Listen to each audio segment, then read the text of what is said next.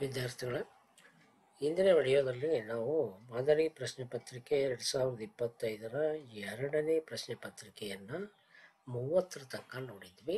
ಆ 30ರಲ್ಲಿ ಒಂದು ಚಾಯ್ಸನ್ನು ಅಂದರೆ ನಿರ್ದೇಶಾಂಕ ರೇಖಾಗಣಿತದನ್ನು ತಗೊಳ್ಳೋಣ. ಈ ಚಿತ್ರದಲ್ಲಿ ಎ ಬಿ ರೇಖಾಖಂಡವನ್ನು 1:2 ಅನುಪಾತದಲ್ಲಿ ಆಂತರಿಕವಾಗಿ ವಿಭಾಗಿಸುವ ಬಿಂದುವಿನ ನಿರ್ದೇಶಾಂಕಗಳನ್ನು ಭಾಗ ಪ್ರಮಾಣ ಸೂತ್ರ ಬಳಸಿ ಕಂಡು ಹಿಡಿಯಿರಿ ಅಂತ ಕೇಳಿದ್ದಾನೆ. ಇಲ್ಲಿ 1:2 ಅಂತ ಕೇಳಿದ್ದಾನೆ. ಹಾಗೆಯೇ ಇಲ್ಲಿ ನಮಗಿರ್ತಕ್ಕಂಥದ್ದು ಎ ಬೆಲೆ ಮತ್ತು ಬಿ ಬೆಲೆ. ಎ ಬೆಲೆಯನ್ನು ತಗೊಂಡ್ರೆ ಎಕ್ಸು 2, ಹಾಗೆಯೇ ವೈ 5 ಇದೆ. ಹಾಗಾಗಿ 2,5 ಅಂದರೆ ಎ ಬೆಲೆ 2,5, ಬಿ ಬೆಲೆ ಇರ್ತಕ್ಕಂಥದ್ದು 5 ಮತ್ತು 2. 5, 2 ಬಿ ಬೆಲೆ 5, 2. ಇಲ್ಲಿ ನಮಗೆ ಪ್ರಮಾಣ ಇರ್ತಕ್ಕಂಥದ್ದು ಅಂದರೆ m1:m2 1:2 ಇದೆ. ಹಾಗಾದರೆ ಪಿ ಬೆಲೆ ಏನು ಅಂತ ಕೇಳಿದ್ದಾನೆ. ಅಂದರೆ ಇದು ನಮ್ಮದು ಕೊಟ್ಟಿರ್ತಕ್ಕಂಥದ್ದು, ಇದು ಎ, ಇದು ಬಿ, ಇದು ಪಿ, ಎಕ್ಸ್, ವೈ ಇದನ್ನು ಕಂಡುಹಿಡಿಬೇಕಾಗಿರೋದು. A 2,5, B 5, 2. ಹಾಗಾದರೆ ಭಾಗ ಪ್ರಮಾಣದ ಸೂತ್ರ X Y m1x2 m2 x1 m1 m2. ಹಾಗೆಯೇ m1y2 m2 y1 m1 plus m2. ಇದು x1 y1, ಇದು x2 y2. ಹಾಗಾದರೆ ಬೆಲೆ ಏನು ಬರುತ್ತೆ?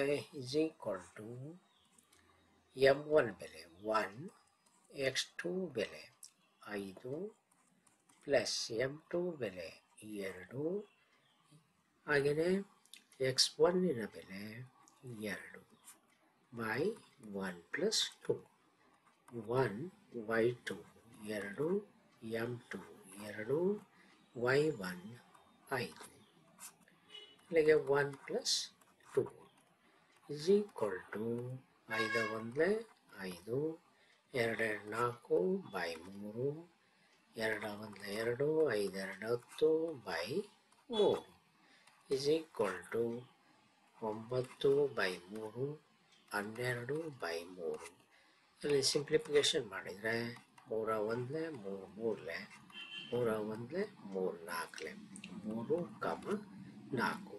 ಇದು ಪಿ ಆಫ್ ಎಕ್ಸ್ ವೈ ಬೆಲೆ ಇರ್ತಕ್ಕಂಥದ್ದು. ಹಾಗೆಯೇ ನೆಕ್ಸ್ಟ್ ಕ್ವಶನ್ ತಗೊಳ್ಳೋಣ.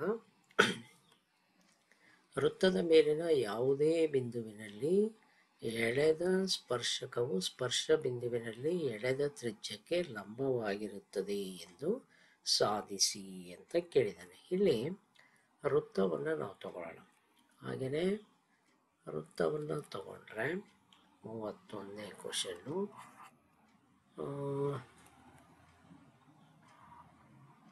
ಇದು ನಮ್ಮದು ವೃತ್ತ. ಈ ವೃತ್ತಕ್ಕೆ ಸ್ಪರ್ಶಕವನ್ನು ತಗೊಳ್ಳೋಣ. ಇದು ಎಕ್ಸ್ ಮತ್ತು ವೈ ಅಂತ ತಗೊಳ್ಳೋಣ. ಸ್ಪರ್ಶ ಆಗಿರ್ತಕ್ಕಂಥ ಬಿಂದು ಪಿ ಅಂತ ತಗೊಳ್ಳೋಣ. ಹಾಗೆಯೇ ವೃತ್ತ ಕೇಂದ್ರ ಓ ಅಂತ ತಗೊಳ್ಳೋಣ. ಈಗ ಈ ಒ ಪಿಯನ್ನು ಎಳೆಯೋಣ. ವೃತ್ತದ ಮೇಲಿನ ಯಾವುದೇ ಬಿಂದುವಿನಲ್ಲಿ ಎಳೆದ ಸ್ಪರ್ಶಕವು ಸ್ಪರ್ಶ ಬಿಂದುವಿನಲ್ಲಿ ಎಳೆದ ತ್ರಿಭುಜಕ್ಕೆ ಲಂಬ ಆಗಿರುತ್ತದೆ. ಕೊಟ್ಟಿರ್ತಕ್ಕಂಥ ದತ್ತಾಂಶವನ್ನು ತಗೊಳ್ಳೋದಾದರೆ ಓ ವೃತ್ತ ಕೇಂದ್ರ, ಎಕ್ಸ್ ವೈ ಸ್ಪರ್ಶಕ, ಹಾಗೆಯೇ ಪಿ ಸ್ಪರ್ಶ ಬಿಂದು. ಸಾಧನೀಯ ಏನಿದೆ ನಮ್ಮದರಲ್ಲಿ ಅಂದರೆ O P perpendicular to X by A. ಹಾಗಾದರೆ ಇದರಿಂದ ನಮಗೆ ಪೂರ್ತಿಯಾಗಿ ಸಾಧನೆ ಮಾಡೋದಕ್ಕೆ ಬರಲ್ಲ. ಅದಕ್ಕೋಸ್ಕರ ರಚನೆಯನ್ನು ತಗೊಳ್ಳೋಣ. ರಚನೆ ಓನಿಂದ XY ಮೇಲೆ ಇನ್ನೊಂದು ಬಿಂದುವನ್ನು ಗುರುತು ಮಾಡೋಣ. ಅದನ್ನು ಕ್ಯೂ ಅಂತ ಇಟ್ಕೊಳ್ಳೋಣ. ವೃತ್ತವನ್ನು ಆರ್ ಬಿಂದುವಿನಲ್ಲಿ ಸ್ಪರ್ಶ ಆಗಿರ್ತಕ್ಕಂಥದ್ದು ಅಥವಾ ಛೇದಿಸಿರ್ತಕ್ಕಂಥದ್ದು. ಈಗ ಇಲ್ಲಿ ಕೊಟ್ಟಿರ್ತಕ್ಕಂಥ ಏನು ರಚನೆ ಮಾಡ್ಕೊಂಡಿದ್ದೀವೋ ಅದರ ಮೇಲೆ ಎಳೆಯೋದಾದರೆ XY ಮೇಲೆ ಯಾವುದಾದರೊಂದು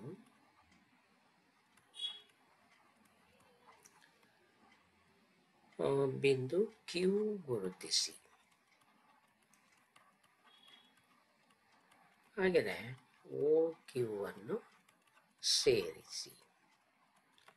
ಹಾಗೆಯೇ R ಬಿಂದು ವೃತ್ತವನ್ನು ಛೇದಿಸಿದೆ. ಹಾಗಾದರೆ ಇಲ್ಲಿ ಸಾಧನೆಯನ್ನು ತಗೊಂಡ್ರೆ ಕ್ಯೂ ಅಂತಕ್ಕಂಥದ್ದು XYನಲ್ಲಿ ಸ್ಪರ್ಶಕದ ಮೇಲೇ ಇರ್ತಕ್ಕಂಥದ್ದು, ಆದರೆ ವೃತ್ತದ ಹೊರಭಾಗದಲ್ಲಿ ಇದೆ.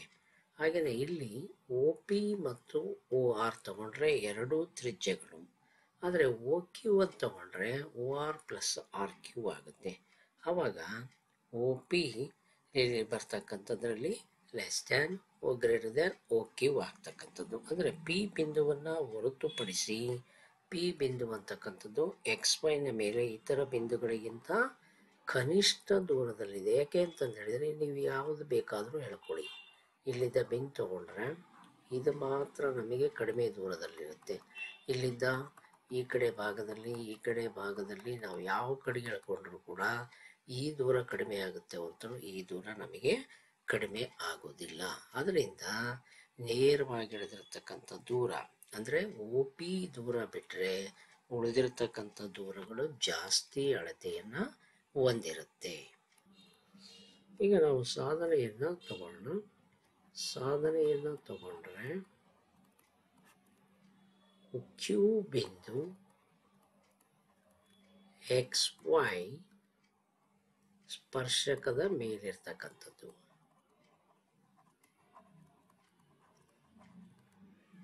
ಆದರೆ ವೃತ್ತದ ಹೊರಭಾಗದಲ್ಲಿ ಇರ್ತಕ್ಕಂಥದ್ದು, ಒಳಭಾಗದಲ್ಲಿಲ್ಲ, ಹೊರಭಾಗದಲ್ಲಿದೆ. ಹಾಗೆಯೇ ವೃತ್ತದ ಮೇಲೂ ಕೂಡ ಇಲ್ಲ. ಅಲ್ಲಿಗೆ OP = OR ಇವು ಒಂದೇ ವೃತ್ತದ ತ್ರಿಜ್ಯಗಳು. ನೆಕ್ಸ್ಟ್ OQ ಅಂತಕ್ಕಂಥದ್ದು OR ಪ್ಲಸ್ QR ಎರಡನ್ನು ಸೇರಿಸಿ ಆಗಿರ್ತಕ್ಕಂಥದ್ದು. ಇದು ಚಿತ್ರದಲ್ಲಿ ನಮಗೆ ಕಾಣಿಸುತ್ತೆ. ಹಾಗೆಯೇ OP less than OQ. Next ಬಂದು P ಬಿಂದು ಹೊರತುಪಡಿಸಿ O ಬಿಂದುವಿನಿಂದ XY ಮೇಲಿನ ಇತರೆ ಬಿಂದುಗಳಿಗಿಂತ ಕನಿಷ್ಠ ದೂರದಲ್ಲಿದೆ. ಹಾಗಾಗಿಬಿಟ್ಟು OP ಪರ್ಪೆಂಡಿಕ್ಯುಲರ್ ಟು XY ಅಂದರೆ ಒಂದು ಬಿಂದುವಿನಿಂದ ರೇಖೆಗೆ ಇರುವ ಕನಿಷ್ಠ ದೂರವು ರೇಖೆಗೆ ಲಂಬ ಆಗಿರುತ್ತೆ. ಆದ್ದರಿಂದ ಅಲ್ಲಿಗೆ OP ಪರ್ಪೆಂಡಿಕ್ಯುಲರ್ ಟು XY ಆಗ್ತಕ್ಕಂಥದ್ದು. ಇದು ನಾವು ಈ ವಿಡಿಯೋದಲ್ಲಿ ತಗೊಂಡಿರ್ತಕ್ಕಂಥದ್ದು. ನೆಕ್ಸ್ಟ್ ವಿಡಿಯೋದಲ್ಲಿ ಈ ನೆಕ್ಸ್ಟ್ ಲೆಕ್ಕಗಳನ್ನು ತಗೊಳ್ಳೋಣ. ಏನಾದರೂ ಡೌಟ್ಸ್ ಇದ್ದರೆ ಕಮೆಂಟ್ ಮಾಡಿ ಅಂತ ಹೇಳ್ತಾ ಮತ್ತೊಮ್ಮೆ ನಿಮ್ಮೆಲ್ಲರಿಗೂ ಕೂಡ ಧನ್ಯವಾದಗಳು.